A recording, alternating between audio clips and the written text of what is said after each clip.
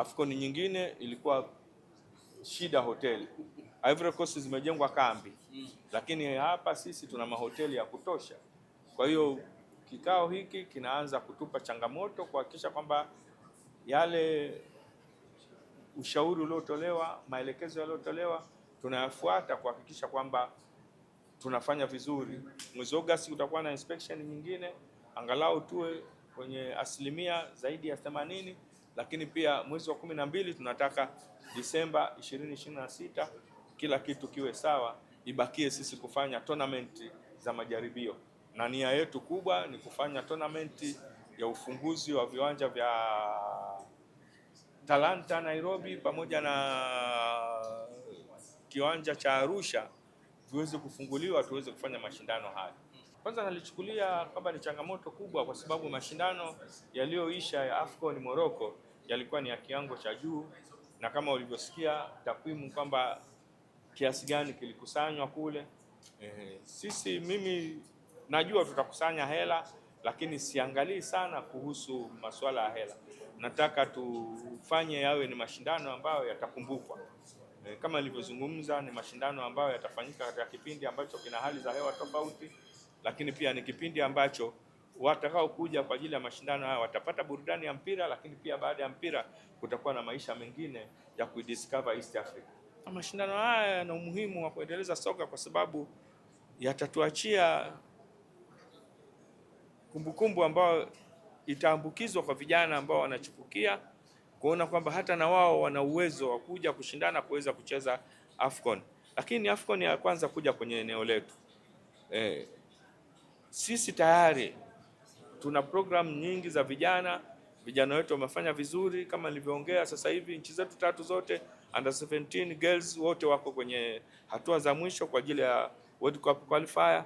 Lakini pia ukiangalia Uganda under 20 na Tanzania under 20, bahati mbaya inatokea tunapangwa wenyewe kwa wenyewe. Kwa hiyo tumemkosa Kenya kwa sababu alicheza na Tanzania, amekosekana labda Uganda labda kwa sababu anacheza na mwenzake wa East Africa.